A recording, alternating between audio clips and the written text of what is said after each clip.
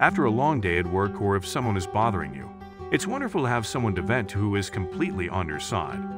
Even though you might not always be in the right, the occasion is already gone, so there's no need to plan a phone call or make a trip to a friend's house. You don't have to go on awkward dates. You can just text your lover or even return home to your relationship and let loose. The awkward dates or simply going on dates with strangers that you know nothing about make it feel forced to fill the awkward silence and make you feel like you have to hide your true nature to some extent in order to impress the person sitting across from you. However, when you go out on dates with your partner, you are both entirely at ease and simply enjoying each other's company in a finer and more romantic environment than you would in your typical day-to-day interactions. When a relationship exists, when you see couples out on their first dates, you don't feel the least bit envy of their situation as they make awkward small chat and get to know one another for the first time. After leaving a relationship, when you are re-entering the dating scene, while undoubtedly fascinating and novel, you certainly miss the ease and comfort you experienced when going out to eat or have a drink with someone you have been dating for a while. 3.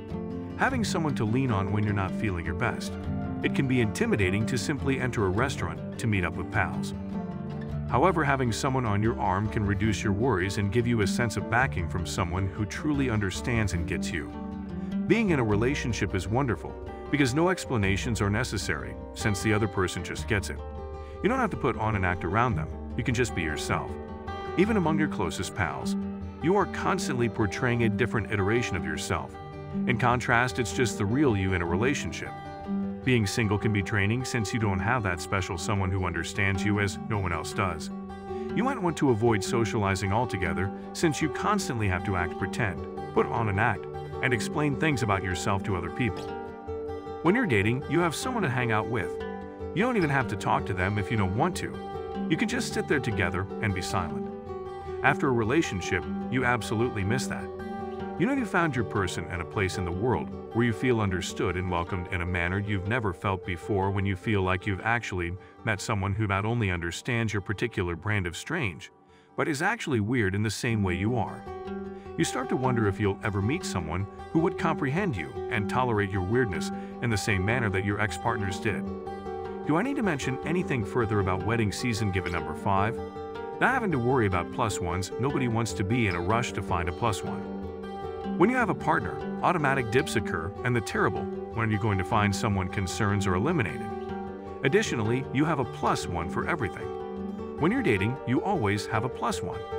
You have a buddy to help you navigate all the uncomfortable social gatherings and demanding cocktail parties that you didn't really want to attend in the first place.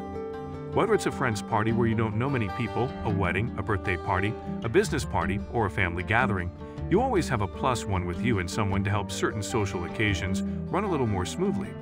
You also have someone to depart with whenever you choose, in addition to someone to arrive with and chat with the entire time. As opposed to needing to make the awkward Houdini escape at an appropriate time during the night. When you leave with your permanent movie partner, you feel much less awkwardly saying goodbye to other folks. One of the best things about being in a relationship is that you always have someone to watch movies with, whether it be on Netflix at home or out at the theater. Because you can never find anyone else who wants to see the same movies as you do while you're single, you either have to make plans in advance with a friend or decide not to go to the movies at all. Besides, how are you going to get away with watching the brand new romantic comedy? In order to deal with your loneliness, you'll probably wait till you can watch it online and binge watch it, while filling your face with any carbon fiber snack you can find. Let's face it, going to the movies becomes much less often when you are single. Additionally, watch a lot more alone movies. Although unfortunate, that is the reality. Going out to eat and seeing a movie are perhaps the two most significant activities in a relationship. Being in a relationship means you always have the ideal movie buddy at your fingertips. It is so comforting to have someone with whom you can just be yourself. There is a lot of cuddling involved in being able to unwind and relax with someone else, while also knowing that they don't judge you and just accept you as you are. When you're single, can you even cuddle? What will you put in your single nightstand? Unless you live with a pet. When you're single, your large throw pillow will be the closest thing you'll get to cuddling. Are you linked up? Even more crucial than having wonderful love is undoubtedly having amazing cuddling. It's one of a relationship's biggest comforts.